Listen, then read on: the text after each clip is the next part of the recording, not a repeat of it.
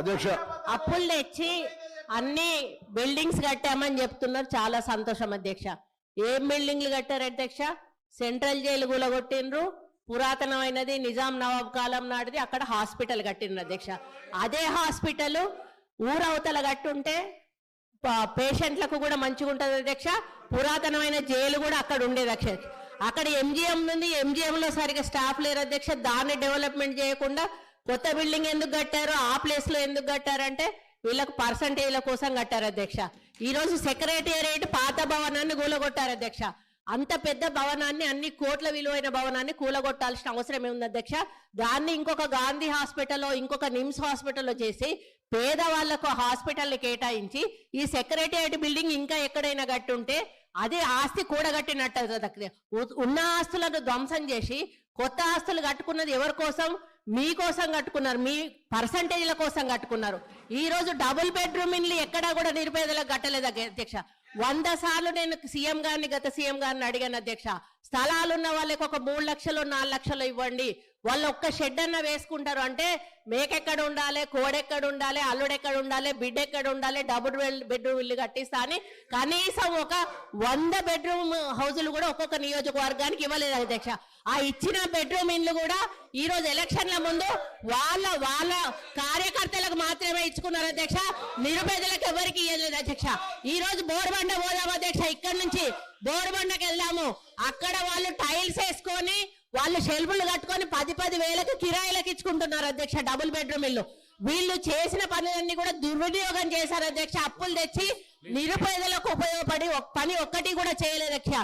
School develop చేయలేదు, ఉన్న hospital develop చేయలేదు, హాస్పిటళ్లలో స్టాఫ్ ను రిక్రూట్ చేయలేదు, విద్యా వైద్యాన్ని పూర్తిగా నిర్లక్ష్యం చేసిన ప్రభుత్వం ఏదైనా ఉందంటే తెలంగాణ ప్రభుత్వం అధ్యక్ష.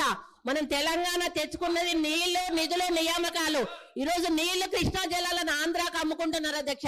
ఒక్కటి నేను అడుగుతా అధ్యక్ష, పక్క రాష్ట్రాలు అన్నప్పుడు ఫ్రెండ్షిప్ గా ఉండాలి అధ్యక్ష. సీఎం కేసీఆర్ కుటుంబం అయ్యో జగన్మోహన్ రెడ్డి ఇంట్లో భోజనం చేస్తారు అధ్యక్ష, జగన్మోహన్ రెడ్డి కుటుంబం వచ్చో సీఎం కేసీఆర్ ఇంట్లో భోజనం చేస్తారు అధ్యక్ష. వాళ్ళ వెనకాలనేమో కేటీఆర్ గారు వెళ్తారు అధ్యక్ష. మామూలుగా ఇద్దరు సీఎంలు కూర్చున్నప్పుడు తప్పకుండా వాళ్ళ చీఫ్ సెక్రటరీ, వీళ్ళ చీఫ్ సెక్రటరీ ఉండాలి. ఇద్దరి సీఎంల మధ్యలో ఏం సంభాషణ జరిగిందన్నది ప్రజలకు తెలియదు అధ్యక్ష. ఇన్నిసార్లు వీళ్ళు కలిసినా కూడా వీళ్ళు ఏం మాట్లాడుకున్నారు అనేది ప్రజలకు తెలియదు అధ్యక్ష. మళ్ళీ వచ్చినాక ఆంధ్ర మీద బయట తిడతారు అధ్యక్ష, లోపల మాత్రం భోజనాలు చేసుకుంటారు. కేటీఆర్ గారు ఏం మాట్లాడుకున్నారు అంటే వాళ్ళు ఏదో అభివృద్ధి గురించి మాట్లాడుకుంటున్నారు, నాకు సంబంధం లేదని వచ్చి ఈయన ప్రెస్ ముందర చెప్తాడు అధ్యక్ష. ఈ రోజు సెంట్రల్ లో నీటి వనరుల గురించి మీటింగ్ పెట్టినప్పుడు ఎంతమంది ఇక్కడ నుంచి పోయారు, ఎవరెవరు పోయారు, ఎప్పుడు సీఎం పోయారు, అది ఒకసారి చెప్పమన్నాను అధ్యక్ష. ఈ రోజు కేంద్రాన్ని ఎందుకు బద్నాం చేస్తున్నారు అధ్యక్ష? ఈ రోజు మోడీ గారితో మీరు సత్సంబంధాలు ఎందుకు పెట్టుకోలేదు? ఈ రోజు యాదాద్రి విషయంలో చిన్నజీయర్ స్వామిని ఎంకరేజ్ చేశారు. ఈ రోజు ఆయన ఎక్కడో ఒకటి కట్టుకుంటే అక్కడ మోడీని పిలిచిండని ఈ రోజు మోడీని పక్కకు పెట్టేసి మోడీతో సంబంధాలు లేకుండా సెంట్రల్ ఫండ్స్ తెచ్చుకోకుండా ఈ రోజు కేంద్రం ఇవ్వడం లేదని బద్నాం చేయడం తప్ప అధ్యక్ష. ఈ రోజు కేంద్రాన్ని దూరం పెట్టింది వీళ్ళు, కేంద్రం ఫండ్స్ ఉపయోగించుకోండి వీళ్ళు. చాలా ఫండ్స్ ఈ రోజు రిటర్న్ పోయినాయి అధ్యక్ష, కేంద్ర ప్రభుత్వ నిధులు. దాని వైఫల్యం పూర్తిగా గత ప్రభుత్వం అని నేను చెప్తా ఉన్నాను అధ్యక్ష. దయచేసి ప్రగల్భాలు పలగకండి. ఈ రోజు తెలంగాణ లాభాల బాటలో ఉన్న తెలంగాణను కాంగ్రెస్ పార్టీ మీకు అప్పచెప్పింది.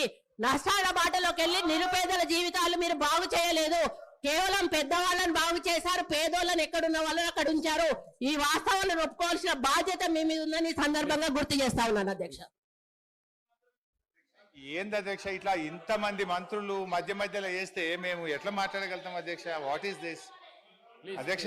సరే ఎనీహౌ ఏం చేస్తాం అధ్యక్ష? ప్లీజ్ హరీష్ రావు గారు ప్లీజ్. అధ్యక్ష కానీ మీరు ఈసారి ఇప్పుడు 5 మంత్రులకు అవకాశం ఇస్తారు సార్. మీరు శ్రీధర్ బాబు గారు, ఉత్తమ్ కుమార్ రెడ్డి గారు, పొన్నం ప్రభాకర్ గారు, సీతక్క మన కొండా సురేఖ గారు, జూపల్లి గారు, ఇంతమంది మంత్రులకు ఇచ్చి నన్ను మధ్యలో ఇన్నిసార్లు డిస్టర్బ్ చేసి నా ఫ్లో డిస్టర్బ్ చేసే ఇది ఒక కుట్ర సార్. ఇది కూడా అన్యాయం సార్ ఇది అధ్యక్ష. మా సోదరిమణి సరే ఒక విషయంలో ప్రజలు కూడా చూస్తున్నారు అధ్యక్ష. మా సోదరిమణి సురేఖ గారు ఒక మాట అన్నారు, హాస్పిటల్ ఊరవతలు ఉండాలన్నట, జైలేమో నడి ఊళ్ళు ఉండాలన్నట. ఇది ఏం ప్రేమ అధ్యక్ష? ప్రజలు ఇబ్బంది పడొద్దు, వరంగల్ నడిబొడ్డున ప్రభుత్వ ఆసుపత్రి ఉంటే ప్రజలకు మేలవుతుందని ప్రజల కోసం నడిబొడ్డున మేము ఆసుపత్రి కడితే దాన్ని కూడా మా సోదరిమణి తప్పు పడితే నేను అది వారి విజ్ఞత వదిలేస్తా అధ్యక్ష. ఇకపోతే వైద్యం కూడా నిర్లక్ష్యం ఉంటారు. సోదరి అని చెప్పారు బయట ఉంటే ఆరోగ్యకరంగా ఉంటారు అధ్యక్ష, పేషెంట్స్. అధ్యక్ష. పురాతనమైన జైలు భవనాన్ని పడగొట్టాల్సిన అవసరం ఏమొచ్చింది? ఎందుకు పడగొట్టాల్సి వచ్చింది? ఈ రోజు చెట్టుకొక్కరు పుట్టకొక్కరు అయిన అధ్యక్ష వాళ్ళు వాళ్ళ భార్యలకు వాళ్ళు ఎక్కడున్నారో కూడా తెలియనటువంటి పరిస్థితి ఉన్నది.